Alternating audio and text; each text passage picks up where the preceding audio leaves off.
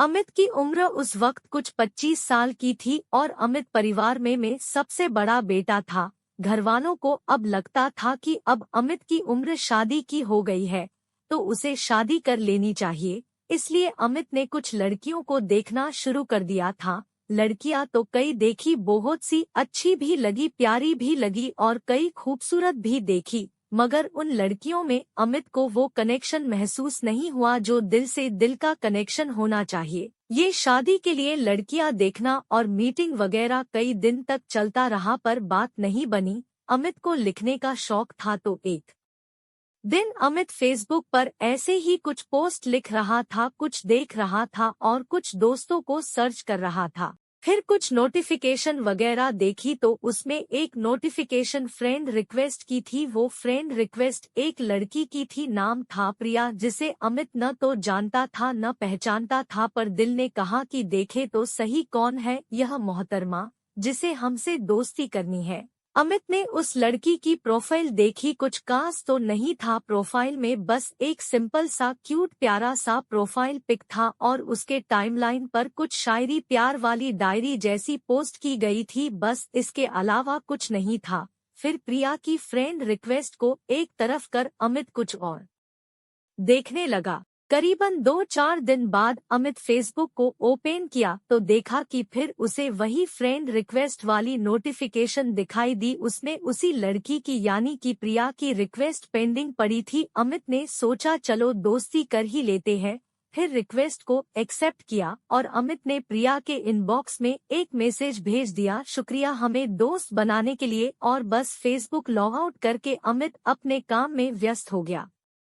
इधर अमित के ऊपर बहुत ही प्रेशर बढ़ रहा था कि शादी कर लो, शादी कर लो, शादी की उम्र बीत रही है, तुम घर में सबसे बड़े हो, अभी और 2 भाई भी है घर में, मम्मी अकेली कब तक सब संभालेंगी, उनको साथ देने वाला भी कोई चाहिए। घर में एक बहू आ जाएगी तो मम्मी जी को भी राहत हो जाएगी और साथ साथ तुम्हें भी अपना जीवन साथी मिल जाएगी, वगैरह वगैरह बातें चल रही थी।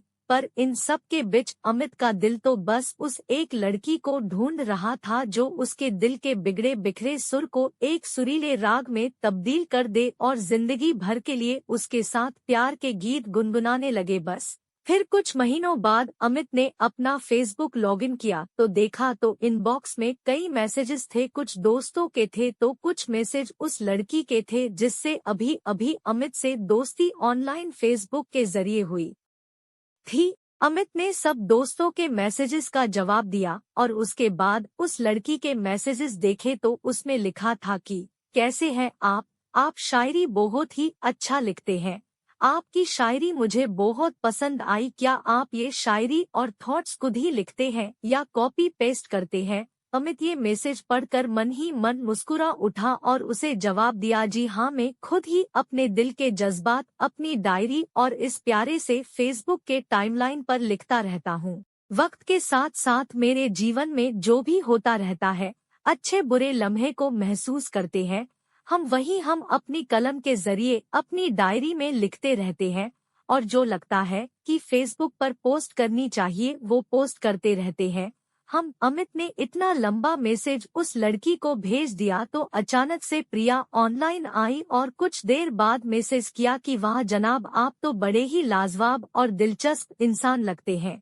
अमित ने जवाब दिया कि क्या ये आप ही का फेसबुक अकाउंट है या कोई फेक अकाउंट है, क्योंकि अमित को शंका थी कि कहीं ये किसी लड़की का फेक अकाउंट तो नहीं है, न जो ऐसे ही टाइम पास के लिए उल्लू बनाने के लिए बनाया गया हो। फिर प्रिया ने जवाब दिया कि आपको क्या लगता है। अमित ने कोई जवाब नहीं दिया, बस मुस्कुराते हुए ऑफलाइन हो गया। अमित कुछ दिन बाद वापस ऑनलाइन हुआ और देखा तो प्रिया का मैसेज था कि कैसे हैं आप। अमित ने जवाब दिया कि बस ठीक है, चल रही है जिंदगी। मुस्कुराते हुए प्रिया ने फिर पूछा कि कुछ और बताइए, कुछ और बोलिए। अमित ने कहा कि जी कुछ नहीं, बस सब ठीक ही है, जिंदगी मस्त चल रही है। फिर अमित ने उनसे पूछ कि आप ही कुछ बोलिए। उन्होंने कहा कि कुछ खास नहीं है, बस जिंदगी कट रही है या काट रहे हैं ये हमें मालूम ही नहीं पड़ रहा है। अमित ने फिर उनसे पूछा कि क्या बात है, कोई दिक्कत है क्या आपको या भीतर कोई परेशानी है। जो तुम्हें परेशान कर रही है। अगर कोई उलझन दिल में हो तो आप बेझिझक हमसे कह सकती है। प्रिया ने कहा कि कुछ नहीं, बस यूं ही कुछ खास नहीं कह के बात को टाल दिया और ऑफलाइन हो गई। फिर अमित सोचने लगा कि कुछ तो बात है जो प्रिया इतने उदास मन से कह रही थी या परेशान थी। पता नहीं क्यों अमित के भीतर दिल में एक अनजान दोस्त के लिए कई सवाल उभर रहे थे। फिर अमित भी ऑफलाइन हो गया और अपने काम में व्यस्त हो गया। उन दिनों में अमित के पास स्मार्टफोन नहीं था, बस एक सिंपल सा फोन इस्तेमाल करता था। अमित ऑफिस जाता था, काम के अलावा वक्त मिलते ही फेसबुक ओपन करता और कुछ पोस्ट करके कुछ सर्च वगैरह करके वापस ऑफलाइन हो जाता था। एक दिन फिर उस प्रिया का मैसेज आया कि कैसे हैं आप। अमित ने कहा सब ठीक है, मस्त है। बस यही एक न एक मैसेज लगातार कई दिनों तक चलता रहा। फिर एक दिन अमित ने प्रिया से कहा कि क्या हम इस मैसेज से भी आगे बढ़ेंगे या यूं ही हाय हेलो करते रहेंगे। अमित ने मुस्कुराते हुए कहा कि मुझे कोई दिक्कत नहीं है, सुनाइए आप ही कुछ अपने बारे में, अपनी लाइफ के बारे में। तो प्रिया ने कहा कि आप ही शुरुआत कीजिए, आप ही कुछ सुनाइए अपने बारे में। फिर दोनों ने ही एक दूसरे के बारे में और लाइफ के बारे में अपनी अपनी बातें शेयर की और कुछ दिन तक यूं ही मैसेजेस पर गुफ्तगू होती रही, प्यारी प्यारी बातें होती रही। दोनों को एक दूसरे की बातें अच्छी लगने लगी थी। दिन को तो अमित ऑफिस में ऑनलाइन होकर काम के साथ बातें कर लेते थे, मगर रात में अमित को बात करने में दिक्कत होती थी क्योंकि स्मार्टफोन नहीं था अमित के पास। इसीलिए अमित को वापस ऑफिस आना पड़ता था प्रिया से बातें करने के लिए। वैसे तो कभी कभी बात नहीं भी हो पाती थी, पर अक्सर बात हो ही जाती थी। क्या करे, दोनों के बीच में बातों के जरिए एक अजीब सा प्यारा सा कनेक्शन हो गया था। दोनों के बीच कई दिनों तक ये मैसेजेस का सिलसिला चलता रहा। फिर एक दिन प्रिया ने अमित को अचानक एक मैसेज किया कि क्या आप मुझे देखना चाहते हैं। प्रिया का ऐसे अजीब सा मैसेज देख अमित दंग रह गया और उनसे कहा कि क्या तुम ऐश्वर्या हो जो मैं तुम्हें देखना चाहूंगा। उन्होंने जवाब दिया कि मैं सच बोल रही हूँ, क्या आप मेरी तस्वीर देखना चाहेंगे। अमित ने मना कर दिए और प्रिया से कहा कि जी नहीं, नहीं देखना चाहता, हम बस यूं ही दोस्त बने रहे, ऑनलाइन और ऑफलाइन दिल के जरिए जुड़े रहे, तस्वीर में क्या रखा है। अमित का ऐसे जवाब को सुन प्रिया मुस्कुराई और बोली कि पहली बार देखा कि कोई लड़का ऑनलाइन मना कर रहा हो एक लड़की की तस्वीर देखने से। अमित ने कहा कि मैंने तुमसे दोस्ती तुम्हारा चेहरा देख के नहीं की है, तुम्हारे सच्चे दिल से, तुम्हारे वो खुशनुमा बातों से और प्यारे दिल के जज्बातों से दोस्ती की है। वो ऐसे जवाब को सुनकर ऐसी खुश हुई और कहा कि आज मैं बहुत खुश हुई हूँ कि चलो ऑनलाइन फेसबुक का एक फायदा तो हुआ कि मुझे आप जैसे अच्छे दोस्त मिले जिनसे मैं अपने दिल की बात कह सकती हूँ। अमित ने भी उनका शुक्रिया किया और दोनों ही ऑफलाइन हो गए। एक दिन प्रिया का मैसेज आया कि मैं आपसे कुछ पूछना चाहती हूँ।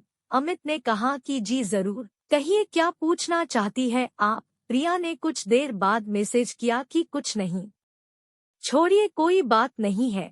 अमित ने कहा कि अजीब बात है, अभी अभी तुम कुछ कहना चाहती थी, फिर अचानक मना कर रही हो। तुम्हें जो पूछना है बेझिझक पूछो, कोई दिक्कत नहीं, हम अच्छे दोस्त हैं। भला एक दोस्त अपने दोस्त की परेशानी उलझने हल नहीं कर सकता तो वो दोस्त किस बात का। फिर प्रिया ने अपनी दबी छुपी दिल की बात बताना शुरू की कि मेरी शादी तय कर दी गई है और मैं उस लड़के को पसंद भी करती हूँ, पर वो लड़का मुझसे ठीक से बात नहीं करता, नहीं वो मुझे अपनापन जताता है। उसका ये मैसेज देख अमित का दिल कुछ पल के लिए खामोश हो गया और भीतर सन्नाटा सा छा गया था। पता नहीं क्यों अमित मन ही मन प्रिया को पसंद करने लगा था। अमित के भीतर वो कनेक्शन जुड़ने लगा था जो अमित के दिल को चाहिए था, पर उसकी ऐसी बात सुनकर अमित खामोश हो गया, मानो सांसें थम सी गई हो। फिर अपने दिल को संभालते हुए अपने आप को जगाया और कुछ देर बाद देखा तो इनबॉक्स में प्रिया के कई मैसेज आ चुके थे। अमित ने धीरे से दबे दिल से जवाब दिया कि अगर तुम्हें वो लड़का पसंद है, तुम्हारी शादी तय कर दी गई है, तुम्हें अपने पसंद का जीवन साथी मिल रहा है, तो एक लड़की के लिए इससे अच्छी बात क्या हो सकती है। प्रिया ने कहा कि पर वो मुझे अपनापन नहीं जताता। मैं जब भी उससे बात करना चाहती हूँ तो वो मुझे इग्नोर ही करता रहता है या काम में हूँ ऐसे कहकर फोन काट देता है। अब आप ही बताइए मैं क्या करूँ।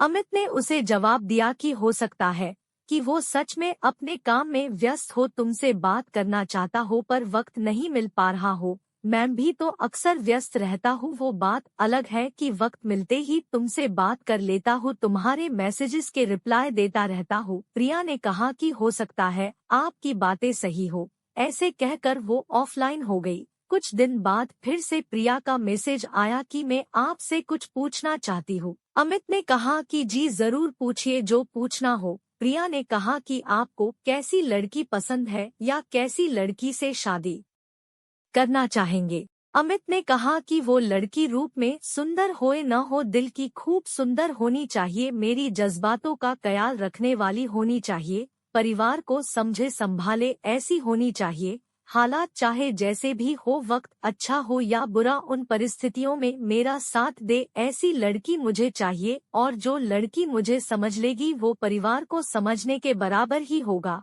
प्रिया ने जवाब दिया कि आजकल ऐसे लड़की मिलना मुश्किल है। अमित ने कहा कि भले ही चाहे जितना समय क्यों न लगे, मुझे जब वो लड़की मिलेगी या मेरे दिल को समझने वाली नजर आएगी तभी मैं शादी करूंगा। प्रिया ने मुस्कुराते हुए कहा कि वाह अच्छी बात है। फिर अमित ने उनसे पूछा कि तुम्हें कैसा लड़का पसंद है। प्रिया ने बताया कि मुझे भी आपकी तरह आपके जैसे सोच वाले लड़के पसंद है, जो अपना और अपनों का ख्याल रखते हो, जो जिंदगी भर परिवार को साथ लेकर चलने वाले हो, हमेशा खुशी से मुस्कुराते हुए जीने वाले हो, आपकी तरह खुशमिजाजी हो। अमित ने प्रिया को रोका और कहा कि रुको रुको, ये बार बार आपकी तरह मेरे जैसा या मेरी तरफ इशारा क्यों कर रही हो। वो खामोश हो गई और अचानक ऑफलाइन होकर चली गई। इधर हम भी परेशान, उधर तुम भी परेशान, दोनों के हाले दिल एक जैसे ही थे। दिल में प्यार का इजहार तो था, बस होठों पर वक्त की खामोशी छाई थी। कुछ दिन बाद प्रिया का फिर मैसेज आया कि कैसे है आप। अमित ने कहा कि ठीक है। फिर प्रिया ने अमित से कहा कि मैं आपसे कुछ कहना चाहती हूँ, प्लीज मेरी बात का बुरा मत मानना या मुझसे दोस्ती मत तोड़ना। अमित ने कहा कि कोई बात नहीं, तुम बताओ तो सही क्या बात है। प्रिया बोली कि पहले वादा करो कि मेरी बात सुनकर आप मुझसे दोस्ती नहीं तोड़ेंगे। अमित ने कहा पहले बताओ तो सही। प्रिया बोली नहीं, आप वादा करो। अमित ने कहा कि दोस्त हो तुम्हारा, दोस्ती में अच्छी बुरी बातें होती रहती है, मैंने दिल से दोस्ती की है तुमसे, कोई मजाक नहीं। तुम बेझिझक बेबाक होकर मुझे बताओ क्या कहना चाहती हो। प्रिया ने बड़े सहमे से धीरे से अमित को कहा कि आई लव यू, मुझे आपसे प्यार हो गया है और मैं आपको दिल से चाहने लगी हूँ, आपसे इतना प्यार करने लगी हूँ कि मैं आपसे आई लव यू के सिवा और कुछ कह सकती। मुझे आपके साथ बातें करना बहुत अच्छा लगता है और मैं जिंदगी भर यूं ही साथ बिताना चाहती हूँ, क्या आप मुझसे शादी करेंगे। अमित प्रिया की ये बातें सुन खामोश हो गया, दिमाग दंग रह गया और भीतर दिल में सन्नाटा सा छा गया और दिल ने कहा कि जो बात दबी थी दिल में वो आज होठों पर आ ही गई। अमित का दिल खुश तो बहुत था पर कहीं न कहीं एक सवाल भी था कि उसकी तो शादी तय हो चुकी है, तो भला मैं कैसे उन्हें अपना सकता हूँ, भला किसी के दिल को तोड़ अपने दिल को कैसे जोड़ सकता हूँ। नहीं नहीं, मैं ऐसा नहीं कर सकता, मेरे दिल में उसके लिए प्यार तो बहुत था, जो प्यार उन्हें मेरे लिए मेरे प्रति था वही प्यार मेरे दिल में भी था, पर मैं कुछ ऐसा नहीं करना चाहता था कि आगे चलकर हम दोनों के दिल को ठेस पहुँचे, हमारे परिवार को तकलीफ हो। अमित ने ये बात प्रिया से कही और बताया कि मैं सोच कर बताऊंगा। प्रिया ने जवाब दिया कि जैसा आप चाहे। इस बात को प्रिया के प्रपोज को 2 दिन बीत चुके थे। अमित ने न कोई जवाब दिया था न कोई सवाल, बस मन ही मन खुश हो रहा था और घबरा भी रहा था कि ये क्या हो गया। प्यार भी हो गया और प्यार में ऐसी उलझन भी आ गई कि जिसे सुलझाना नामुमकिन सा लगता है, पर ठीक है, अगर प्यार सच्चा हो तो उस दिल के रिश्तों के लिए कुछ भी नामुमकिन नहीं होता। अमित ने बहुत सोचने के बाद उन्हें 2 दिन बाद जवाब उन्हें दिया कि मतलब कि मैसेज किया कि हाँ मैं भी तुमसे बहुत प्यार करता हूँ, आई लव यू, जो तुम मेरे लिए अपने दिल में महसूस करती हो वही मैं भी करता हूँ। प्रिया अमित का जवाब सुनकर खुशी के मारे रो पड़ी और बहुत रोई की और अमित को बताया कि मुझे प्यार करने वाला इंसान आखिर मिल ही गया। फिर प्रिया ने अमित का मोबाइल नंबर मांगा। अमित ने फटाक से उसे अपना नंबर दे दिया और फिर दोनों फोन पे अपने प्यार का इजहार किया। उस दिन दोनों के लिए बहुत खुशी की का दिन था, मानो कोई खुदा मिल गया हो। सच वो दिन वे अपनी आखिरी सांस तक नहीं भूलेंगे। पर हाँ, अमित ने प्रिया को एक जरूरी बात ये भी बताई और शर्त रखी कि हम एक दूसरे से बेहद बेइंतहा प्यार करते हैं, मगर तुम्हारी शादी तय हो चुकी है। उसका क्या? प्रिया बोली, मैं कुछ नहीं जानती। अमित ने कहा कि हम अपने परिवार से बातचीत करेंगे, अगर परिवार राजी होगा हमारे रास्ते से तभी हम शादी करेंगे, वरना नहीं। प्रिया ने मुझे रुआंसी आवाज से जवाब दिया, ठीक है, कोई बात नहीं, हमारी शादी हो या न हो उसकी कोई बात नहीं, पर मैं आपसे प्यार उम्र भर करूंगी। मेरी सांसें भले ही थम जाए, मैं अपनी आखिरी सांस तक आपसे ही प्यार करूंगी। और दोनों ही रुआंसे आवाज में रोते हुए कुछ देर तक आई लव यू कहते रहे, फिर मुस्कुराते हुए अपनी बात करने लगे। ये प्यार का सिलसिला यूं ही चलने लगा और कुछ दिन तक चलता रहा।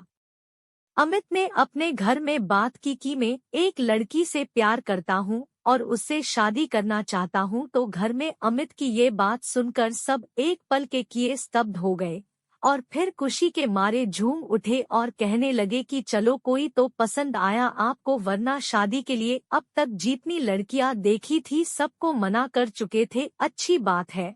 अमित ने घरवालों को प्रिया की तस्वीर बताई, सब बहुत खुश हुए, खास करके अमित की मम्मी और पापा दोनों बहुत ही खुश थे। तस्वीर और अमित की पसंद देख मम्मी ने अमित से पूछा कि कब मिलवा रहा है, तो अमित ने कहा कि अब तक मैं खुद नहीं मिला प्रिया से, तो भला आप लोगों को कैसे मिलवाऊं। मम्मी ने कहा कि क्या क्या बात कर रहे हो बेटा, अभी तक तुम खुद नहीं मिले हो। अमित ने कहा कि हाँ, नहीं मिला हूँ।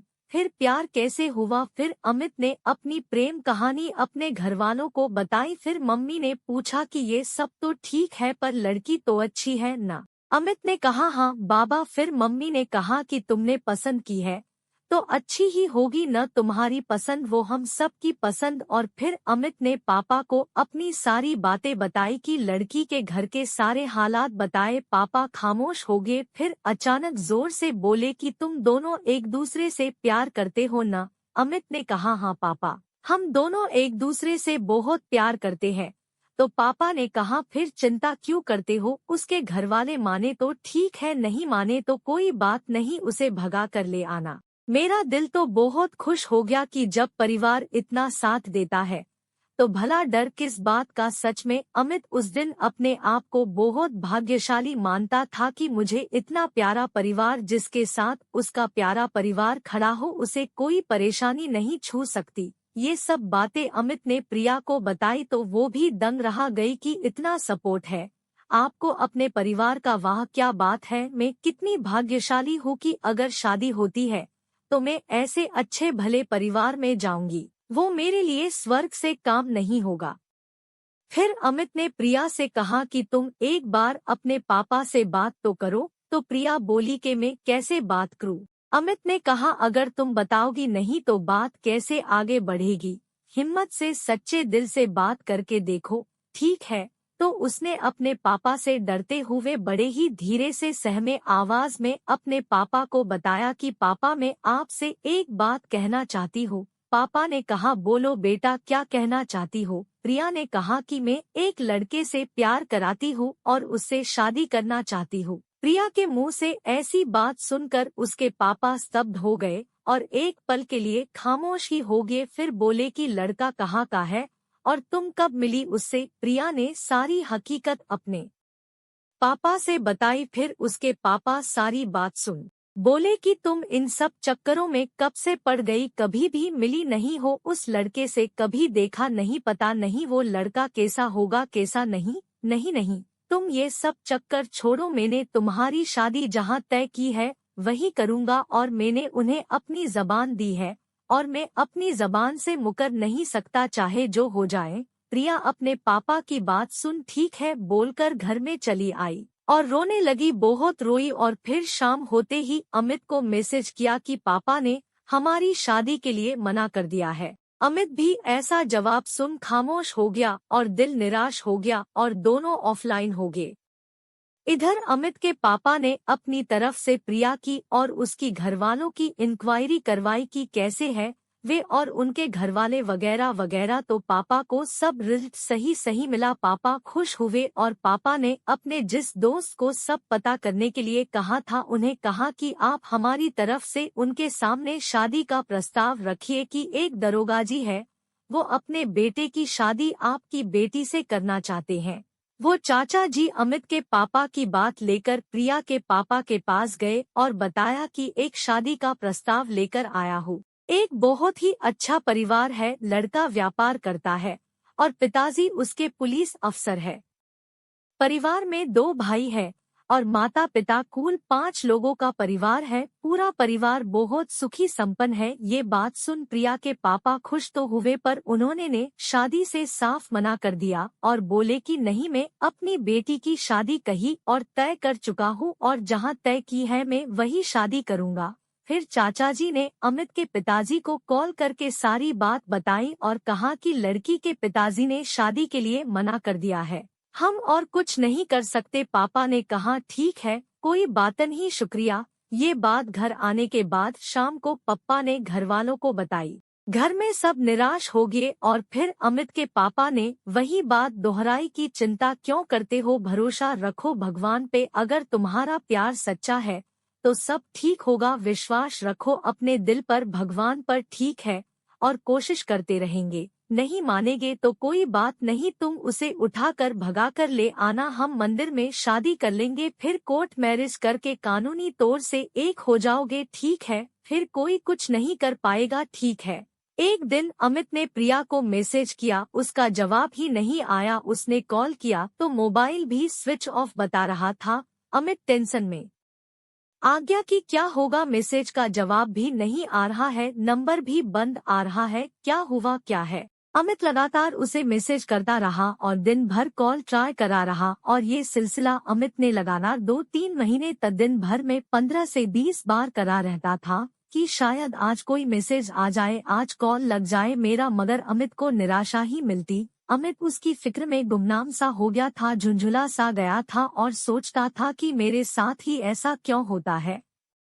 एक दिन किसी अनजान नंबर से अमित को कॉल आया। अमित के कॉल उठाते ही सामने से आवाज आई, कैसे है आप। अमित के कानों में प्रिया की आवाज पड़ते ही दिल खुशनुमा सा हो गया, मानो जैसे बंजर जमीन को बारिश की पहली बूंद मिल गई हो। अमित ने रुवासी आवाज में प्रिया से कहा कि पगली कहाँ थी तुम, तुम्हें पता है मैं कितना परेशान था, पागल सा झुंझुला सा गाथा मैं। अमित ने फिर कहा ठीक नहीं हूँ, तुम बिन भला में कैसे ठीक हो सकता हूँ, और ऐसा कहकर दोनों रोने लगे। कुछ देर बाद प्रिया बोली कि चुप हो जाओ, अब नहीं तो मैं और रोऊंगी। अमित बोला नहीं नहीं अब नहीं। फिर प्रिया ने बताया कि घर में कुछ दिक्कत हो गई थी, मेरा फोन भी टूट गया था और हम सब परेशान भी थे, वगैरह वगैरह। अमित ने सोचा कि अपने दिल की सारी दास्तां प्रिया को बताऊं, फिर सोचा कि छोड़ो कुछ नहीं बताना, प्रिया जानती होगी कि मैं कितना परेशान था उसके कॉल और मैसेजेस के बिना। हमें फिर बात शुरू की और प्रिया से पूछा कि क्या हुआ था। उसने सारी बातें बताई और कहा कि जिस लड़के से हम शादी करना कहते थे उन्होंने कही और अपनी शादी तय कर ली है और हमारे परिवार को धोखा दे दिया है।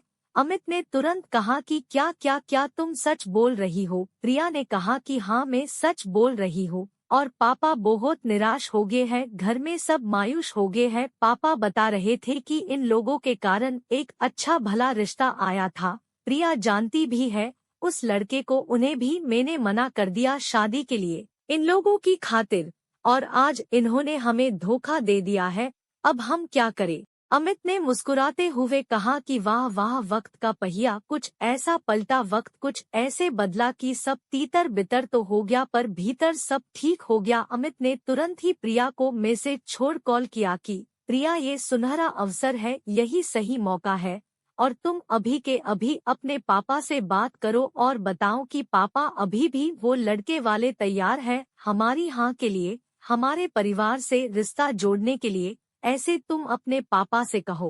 प्रिया बोली कि हाँ मैं बोलती हूँ, ठीक है। प्रिया ने पहले अपनी दीदी से ये सब बात बताई तो वो भी बड़ी खुश हुई और उसकी दीदी ने पापा से सारी बात बताई कि वो शादी के लिए राजी है। हमारे मना करने के बाद भी वो तैयार है, बस हमारे हाँ करने की ही देरी है। प्रिया के पापा ने बताया कि ठीक है, मैं कल उसने बात करता हूँ, मुझे लड़के के पापा का नंबर दे दो। उस दिन अमित समझ गया कि अब हम दोनों को एक होने से कोई नहीं रोक सकता। अब जब वक्त भी हमारे साथ है, भगवान भी हमारे साथ है, अब हमारी शादी होकर ही रहेगी। दूसरे दिन प्रिया के पापा ने अमित के पापा को कॉल किया कि मैं आपसे मिलना चाहता हूँ। उन्होंने कहा कि ठीक है, आप आ जाइए, हम मिलकर बात कर लेते हैं। फिर प्रिया के पापा मिले। अमित के पापा तब थाना अध्यक्षक थे। उन्हें प्रिया के पापा वहीं मिले।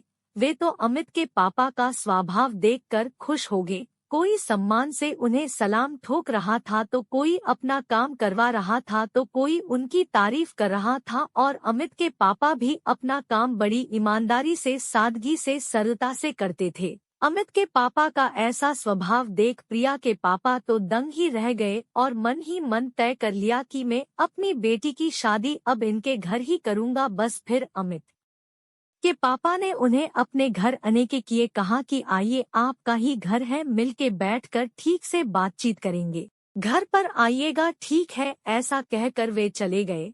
उनके जाने के बाद अमित को पापा ने तुरंत कॉल किया कि अमित, फिक्र मत करो, समझ लो प्रिया तुम्हारी होगी शादी पक्की। और उसके बाद प्रिया का कॉल आया और बताया कि पापा बहुत खुश है, जब से पापा से मिलकर आए हैं, और बोले कि इतने बड़े अफसर होने के बावजूद वो इतनी सादगी से थे कि क्या बताऊं। दूसरे दिन प्रिया के पिताजी घर पर आए और पहले अमित की मम्मी से मिले, और मिलते ही वे कुछ बोलते उसके पहले ही मम्मी ने ही उनसे कह दिया कि हमें कुछ नहीं चाहिए, हमें अपनी बेटी दे दीजिए, वो अब मेरी भी बेटी है, मुझे बहू नहीं अपनी बेटी चाहिए। ऐसा सुनकर तो प्रिया के पापा एकदम खुश हो गए और बोले कि ठीक है, अब से आज से प्रिया आपकी हुई। फिर अमित से पहली बार प्रिया के पापा की मुलाकात हुई तो पापा अमित से कुछ बातचीत की। वे बहुत खुश हुए और बोले कि मेरी बिटिया ने बहुत ही अच्छा लड़का और परिवार पसंद किया है, और अमित के पापा को अपने यहाँ आने का न्योता दिया और कहा कि एक बार आप भी लड़की से मिल लीजिए, हमारा घर देख लीजिए। हमने कहा ठीक है, जरूर, और फिर वे सबसे विदा लेकर अपने घर चले गए।